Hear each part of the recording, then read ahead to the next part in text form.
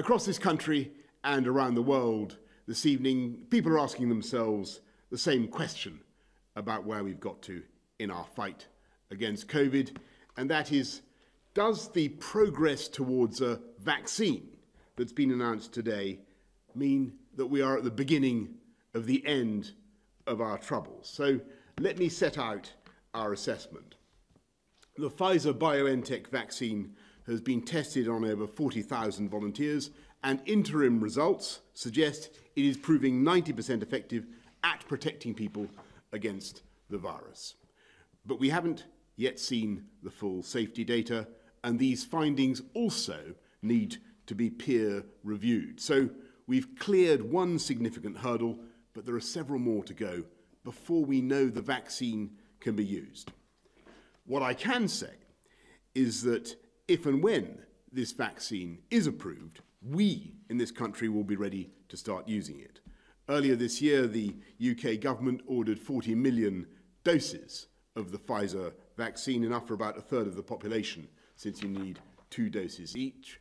And that puts us towards the front of the international pack on a per capita basis. And I should add that we've ordered over 300 million doses from 5 other vaccine candidates as well. But, and you know I'm going to say this, I must stress that these are very, very early days.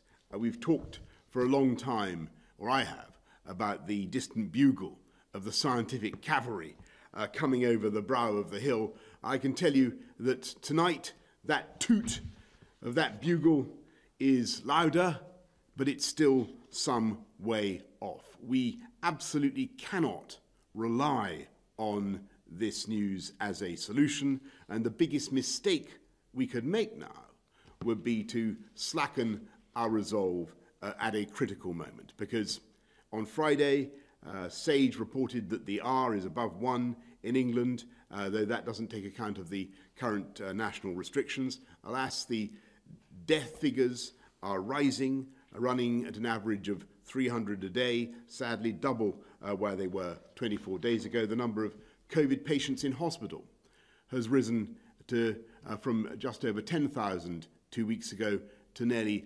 13,000 on the 5th of November, and we're heading towards the levels of the previous peak. Irrespective of whether there is a vaccine on the way or not, we must continue to do everything possible right now to bring the R down.